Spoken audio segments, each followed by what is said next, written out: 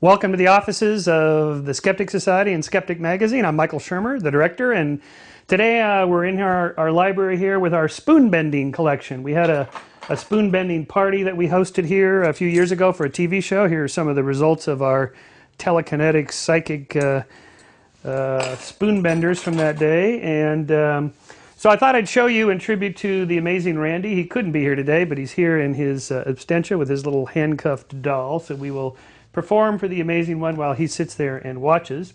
As Randy likes to say, there's half a dozen different ways to bend a spoon. I suppose you could do it telekinetically using psychic power, but let's see if there's some other ways that we could do it. I mean, for starters, you just take a spoon and basically you get you stroke the neck of the spoon such that you allegedly heat up the atoms inside of it, and it causes it to bend. And if we stroke just like that, ever so gently, you can kind of see it starting to bend there. And we got a little bit of a bend. It's, not dramatic. It's the kind of thing you could do at a restaurant fairly easily. And of course, all you do when you pick it up is you just take your thumb and bend it down, and then you've already prepped it. And that's pretty much how you bend a spoon. Forks are a little trickier. What we like to do is try to bend the tine of a fork, because it's a little dangerous, because it's sharp.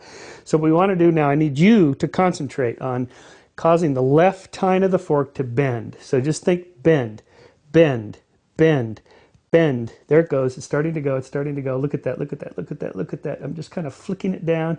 Just flicking the tine down. Look at that. There it is. It went. Do you see that? Look at that.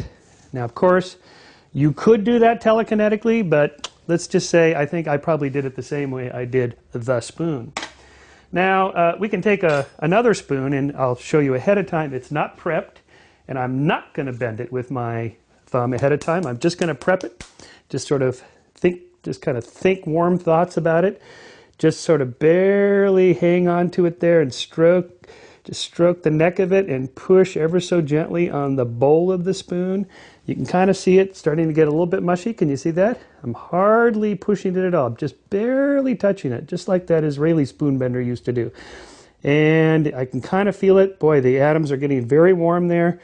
And let's see if we can just make that thing just melt. Just melt right in your fingers like that. Again, you could do this telekinetically, but maybe there's some other tricks up our sleeves there. Oh, there it goes. The genuine bent spoon. Now, of course, you might say, well, Shermer, come on, that's cheap cutlery. So we're going to try to see if we can bend this hard steel bar using just our psychic powers.